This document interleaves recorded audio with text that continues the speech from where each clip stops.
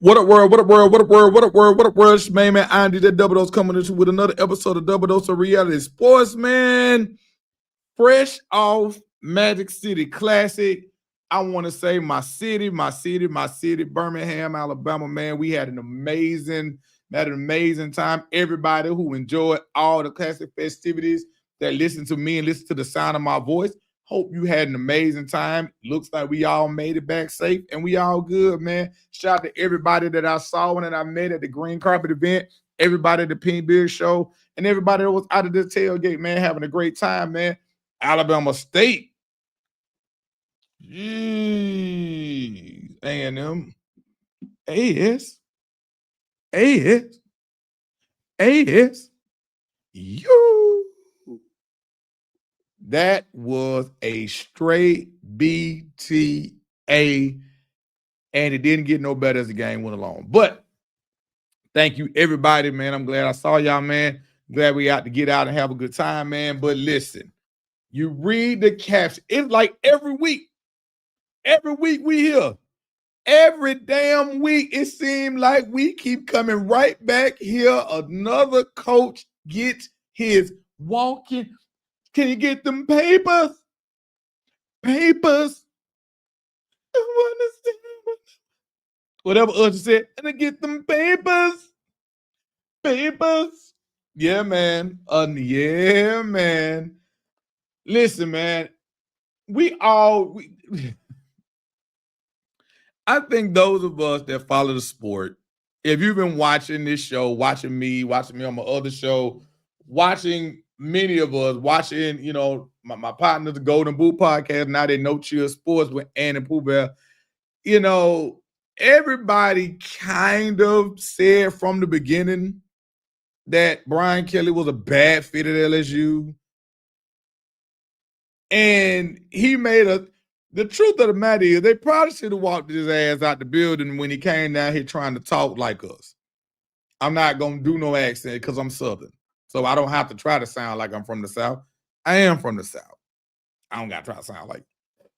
But we should have known then that it was going to be an issue. And when you look at Brian Kelly's tenure at LSU, the number one thing that I think most people can say, he never embraced it. He wanted to come in and make things his way, which is cool. There's nothing wrong with a coach trying to have his imprint on how he wants things. However, you got to embrace where you are too.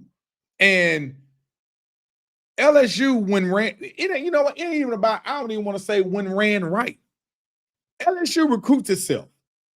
LSU recruits itself. As long as you have a competent head coach, LSU will recruit itself. You might say, "Those, what you mean by that?" I'll tell you. In case some of you don't follow recruiting and you just look at the guys that come on your team. I guarantee you, if your team ain't LSU, you look up and down your roster. There ain't many guys on your team from the state of Louisiana. I'm talking about at your major schools, at your major programs. And that the reason for that is because for the most part, I know some people in the SEC gonna get, but you can point out examples. I know there are players who left the state. I know, but for the most part, most guys that are from the state of Louisiana, they want to play for LSU.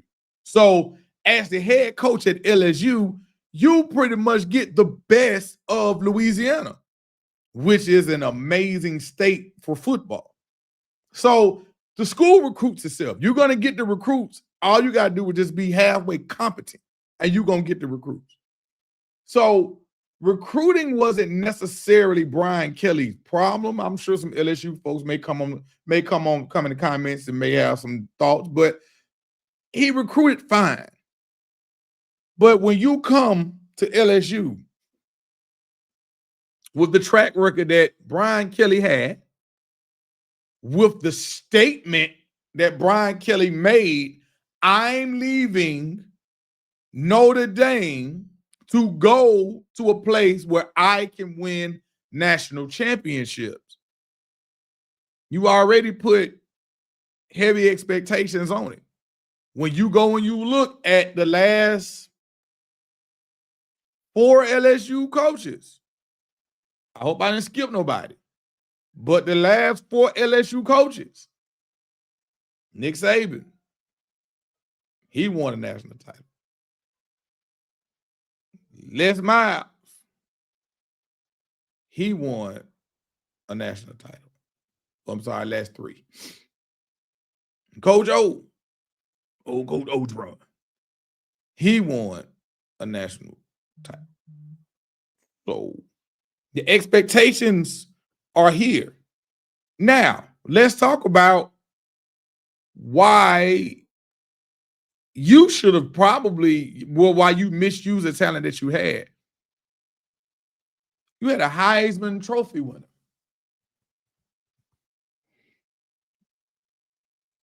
You had a guy win the Heisman, and you couldn't even win the SEC. Forget a national title. You couldn't even win the SEC with the Heisman Trophy winner. Now, some of it, the years that the offensive role in your defense was atrocious. You come into this season, you got an experienced quarterback. You got an experienced quarterback.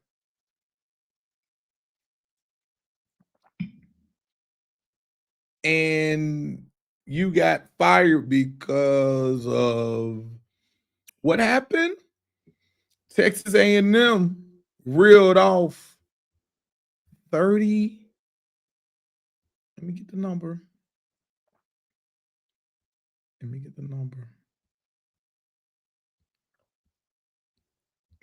number for you. This is great podcasting. They scored 35 straight points to open the second half in your game. In LSU, in Baton Rouge, in that stadium at night.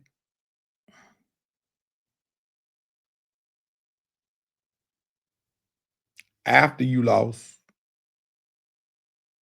to Vandy, after you've lost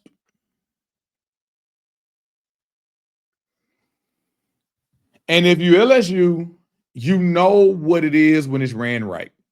So we're tired this back end to not just keep rambling. The tired is back in. You know what it looks like when it's ran right. We all know what LSU looks like and what it can look like when it's ran right. And honestly, we just keep saying it over and over again. Brian Kelly just wasn't the right fit. He was a big name, and I understand the reasoning for hiring him. He was a big name. And you were ready to, I guess, take it to the next step. Y'all both, it was a marriage that was, people wanted to prove things and you wanted it to work, and it just didn't, which happens a lot of times, man. Sometimes it just don't work. In this case, he was a bad fit, didn't work.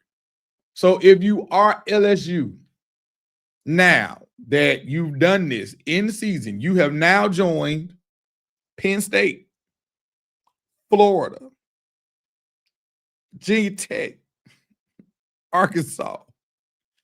I can keep going and keep going. But you know what you have, unlike all those schools I just mentioned? And I don't care if you get mad at me for saying it. That's right, Gator fans. Nittany Lion fans. LSU's the best job on the market right now. LSU is the best job on the market, right?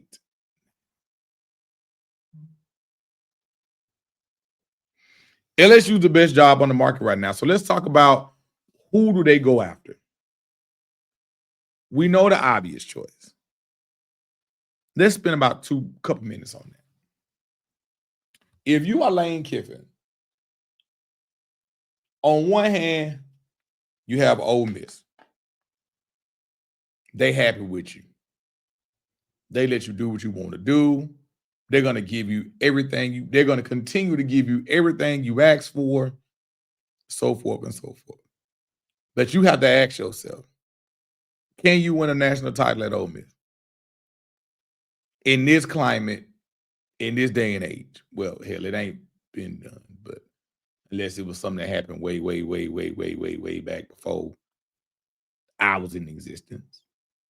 Can you win a national title? If that's your goal, if winning a national title is your ultimate goal, can you trailblaze and win and I think that that's something that we all have to understand, that we don't know what Lane wants.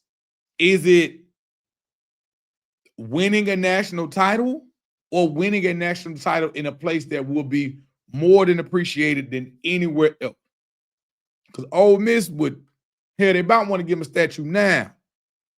He wins a national title at Ole Miss. Oh my goodness, he could do it. So you have that going for you. All these coaches got money. So I know a lot of people are going to say, well, Florida, insert Florida, LSU, whomever, are going to throw a number at him that he's not going to be able to deny. And although there may be some truth to that, that they may offer him a number that maybe Ole Miss can't match. And maybe it's a number that he can't say no to. Depends on the man. Because if I want to be the first to do something, or I want to be thought of as the first to do something, if I want to prove everybody wrong that I can do something, to some people that means more than money. It means more than a bigger opportunity to some people. So you have that going for you, Ole Miss. You do have that. So I don't want to say that Ole Miss is out. Like, there's no way in hell that he doesn't stay, because there's a possibility that he does. But that's not fun to talk about. If you are Lane Kiffin, between the two, look at Florida. Since Urban, they've gone through Muschamp, McElwain, Mullen, Billy Napier.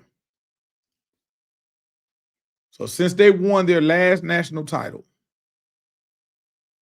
you would be the fifth coach. You would be the fifth coach since they won their last national title. It's all the SEC, all the pressure is pressure. But do you think that you can go there and do something that Muschamp, McElwain, Mullen, Napier couldn't do? They haven't won a title since Urban and Spurrier. LSU won the title with Nick, Les, and Ed Ogeron.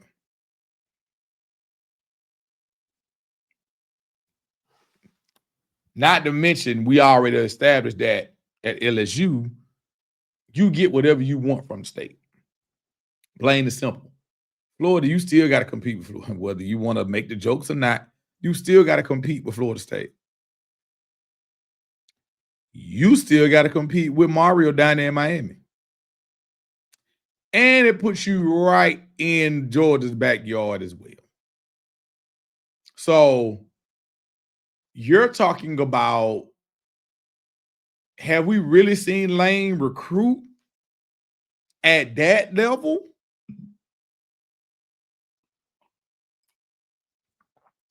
And then having to recruit at that level against those competitors, somebody can say, well, those you like, well, it's the SEC, they all fighting for the same people. Yeah, yes and no. Yes and no. They are to a certain degree, but yes and no. At Ole Miss, the recruits that Lane is fighting for at Ole Miss, I mean, not being funny, but, you know, a lot of them guys Georgia ain't trying to get. Alabama ain't trying to get. Miami ain't trying to get. Texas, maybe. You know what I'm saying? So at Ole Miss, the recruiting that he has done or has to do is not gonna be the same as what he has to deal with in Florida. But if you go to LSU, you don't got to worry about none of that. So you can still be you. There's nothing really extra that you got to do with LSU to recruit if you Lane Kiffin. You got a big enough personality, like I just said. These kids want to come there anyway. They want to come to LSU anyway. And then with you being the coach, you're not going to have to do a whole lot. But if you take your ass to Florida, which is why Dan Mullen, allegedly, which is why Dan Mullen got fired. Because he didn't want to, he didn't recruit. Some say he didn't want to recruit. Some say he didn't recruit at the level that they wanted. Whichever side of the fence you stand on is whatever side of the fence you stand on with that. But some say he won, you know what I'm saying? So when you are in the state of Florida, you still, and with Mario right now, going up against Mario is no fun. I mean, I have to give Miami credit when credit is due. They are recruiting. They have been recruiting their ass off. And a lot of them players, a lot of your good players on that team at Florida, especially the ones that actually want to stay in the state, you already know Mario and them is already making them phone calls. Already making them phone calls. So that's going to make your job even harder. Is trying to retain the few that you got, the good ones that you got. So if it's me, if I'm Lane, I would choose LSU. Moving forward. Been hearing this notion about Marcus Freeman. Stop it. He's not. You make the phone call, you call his agent. He's not leaving Notre Dame. For what? Why? At Notre Dame, there's a lot of things that he don't got to deal with. There's a lot of things that he does not have to deal with. And Notre Dame had just as much money as everybody. So why he was just literally in the national championship game last year. He's been recruiting well. He has that roster ready. Why in the world would he leave Notre Dame to come deal with all this BS in the SEC at LSU? I mean, I know y'all job is like that, but I just can't see. I can't see Mark. I can't see a world where Marcus Freeman leaves Notre Dame to come. And then if you LSU, don't you got some kind of PTSD? Do you really want Marcus Freeman from Notre Dame and do this all over again? I don't think so. And lastly, do they make a run at James Franklin? I don't know. I do not know. I know one thing. The one thing I do know, I know right now Florida's.